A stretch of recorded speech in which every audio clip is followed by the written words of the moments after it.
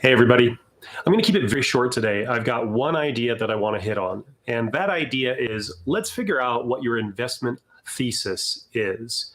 What is an investment thesis? Well, if you talk to a professional investor, a venture capitalist per se, their firm will usually have a thesis, a thing that they believe that drives their investment ideas.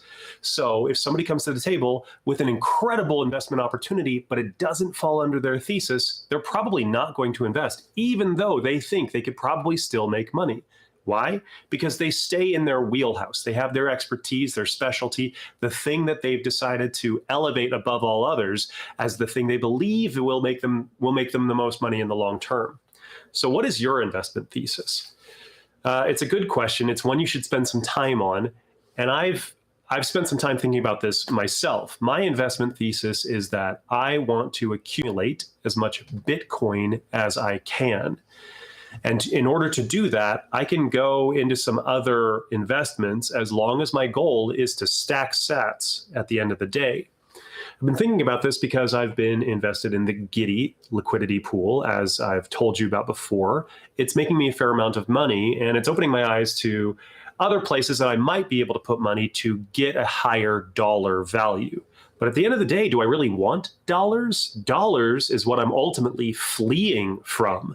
Dollars are stable, but they are steadily declining, where Bitcoin is volatile and high to the right. And it is my investment thesis that over the long term, Bitcoin will retain value better over the span of years than any other investment out there. Certainly any other that I've encountered thus far. If you find something that you think is better, let me know.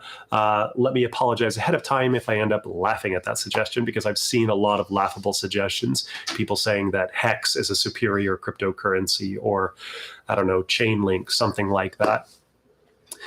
Well, I would challenge you to figure out what your investment thesis is, and to really understand what you believe and to be honest about what you believe, because we are all subject to motivated cognition.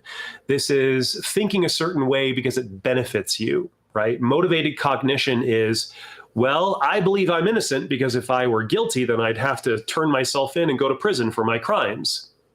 I mean, that's a weird example, but you take my meaning. There are a lot of people in the crypto, blockchain, Web3, Bitcoin, whatever you want to call it, space. I wish we had better terms for this that weren't so loaded with tribal politics. But you take my meaning, the broad space. There are people in the space who understood and were very vocal and outspoken about the fact that Bitcoin was the superior cryptocurrency, but have since changed their tune, or at least their actions no longer match that thesis. Specifically, I'm thinking of Brian Armstrong, the founder of Coinbase. In 2015, Brian Armstrong would have been very clear with you that Bitcoin was it. Bitcoin was the superior tool investment cryptocurrency. It really all fell back down into the gravity well of Bitcoin.